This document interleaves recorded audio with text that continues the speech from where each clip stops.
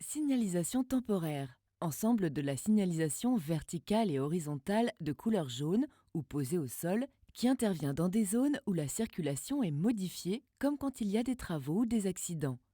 À retenir, la signalisation temporaire prévaut toujours sur la signalisation normale et permanente. Tous les panneaux de danger temporaire sont sur fond jaune. Ils indiquent donc des dangers dus à des travaux en cours ou à des problèmes sur la route, comme la projection de gravillons ou un accident. En présence de ces panneaux, vous devez avant tout ralentir et redoubler de vigilance. Ces panneaux peuvent aussi être présents lors de dangers sur des zones de circulation difficiles, comme dans des bouchons par exemple. Les panneaux d'interdiction et d'obligation sont l'exception au niveau de la couleur. Ils ne sont pas jaunes et restent les mêmes.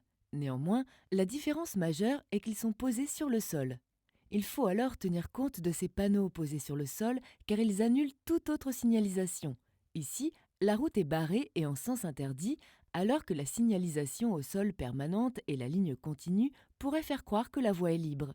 Également de couleur jaune, les panneaux d'indication temporaire signalent le plus souvent un changement d'affectation des voies ou un changement de trajectoire sur la chaussée. En raison de travaux, les itinéraires peuvent être modifiés. Ainsi, des déviations sont mises en place.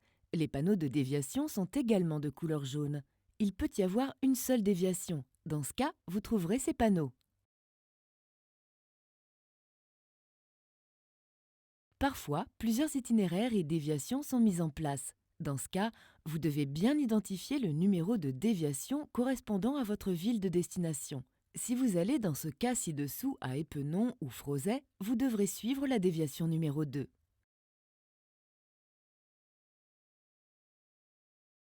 Enfin, vous pourrez trouver sur la route d'autres signalisations temporaires comme des balises rouges qui délimitent un accès interdit. Ce sont des plots rouges posés au milieu de la voie. Vous pourrez trouver aussi des piquets mobiles. Sur des chantiers qui condamnent une voie de circulation, celle-ci est alors alternée. Des personnels du chantier se chargent de régler la circulation avec des panneaux verts, vous passez, et des panneaux rouges, vous vous arrêtez. Des feux tricolores de couleur jaune peuvent aussi être posés sur la chaussée. Ils régulent la circulation. Attention, il n'y aura pas de feu vert en bas, mais un feu jaune clignotant, car il annonce un danger en zone de travaux. Enfin, suite à des modifications de trajectoire, des lignes continues ou discontinues jaunes peuvent être dessinées au sol. Dans ce cas, ce sont les lignes jaunes qu'il faut suivre, car elles annulent et remplacent les lignes blanches.